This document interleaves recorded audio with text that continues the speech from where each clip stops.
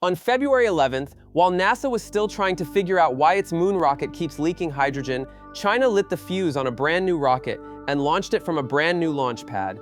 Then they landed the booster in the ocean. First try.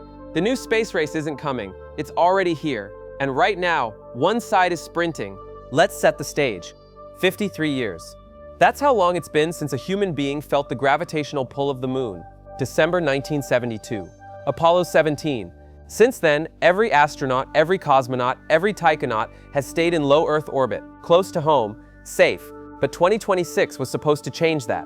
NASA's Artemis II mission is designed to send 4 astronauts on a 10-day trip around the moon, the first crewed lunar voyage since Gene Cernan left his footprints in the dust.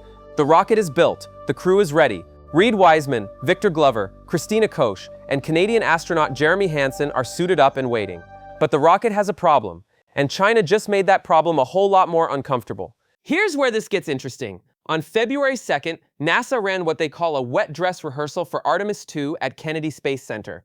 Think of it as a full-scale practice launch. You load nearly 700,000 gallons of liquid hydrogen and liquid oxygen into the rocket, run the countdown, and stop just before ignition. It's the final qualifying test before you put humans on top. The test did not go well. Cold weather in Florida delayed the start. Then during fueling, engineers detected a liquid hydrogen leak at the base of the Space Launch System rocket.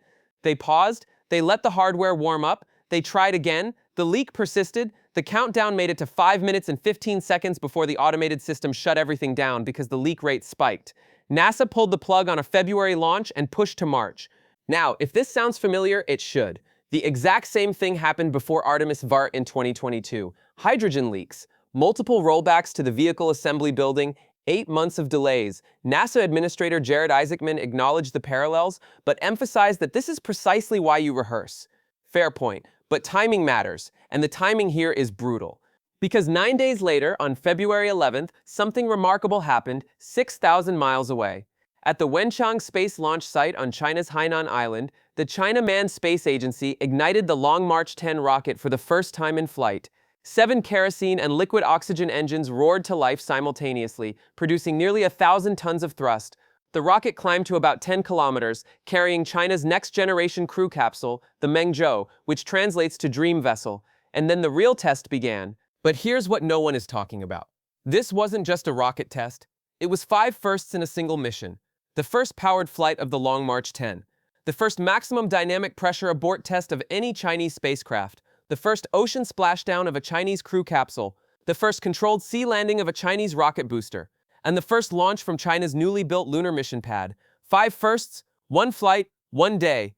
At maximum dynamic pressure, the most dangerous moment of any rocket launch, the abort command was sent.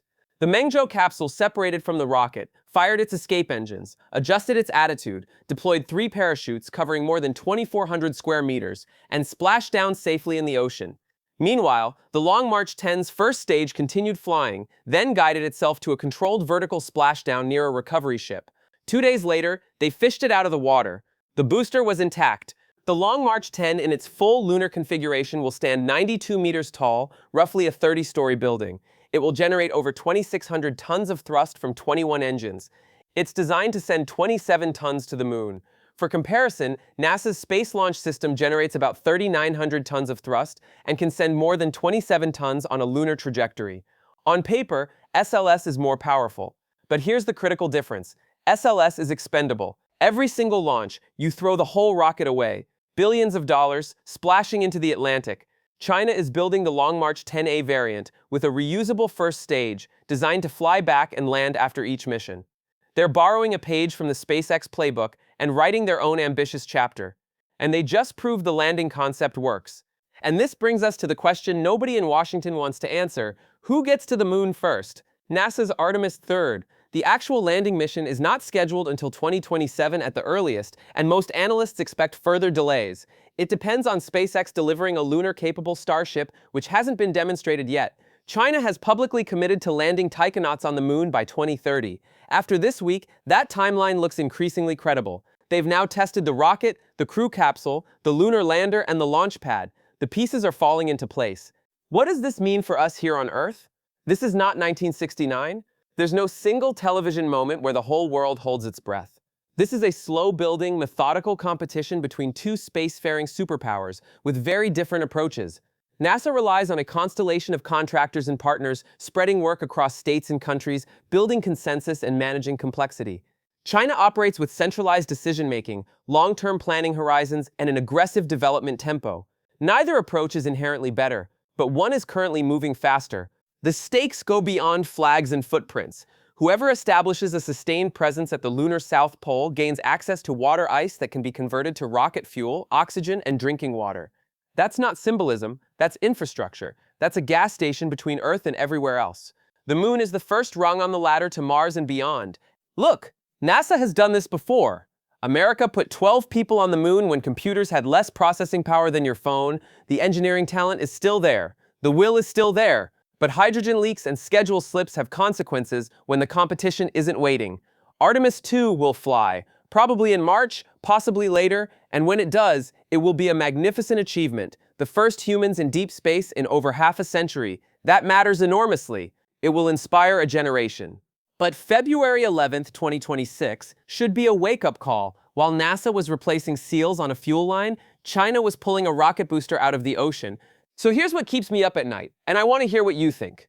Is this competition good for space exploration, pushing both sides to move faster and aim higher? Or are we watching the beginning of something more dangerous? Drop your thoughts in the comments. Some of you lived through the original space race. You know what this feels like. The moon hasn't changed in 53 years, but the race to get back just did. And this time, there's more than one finish line.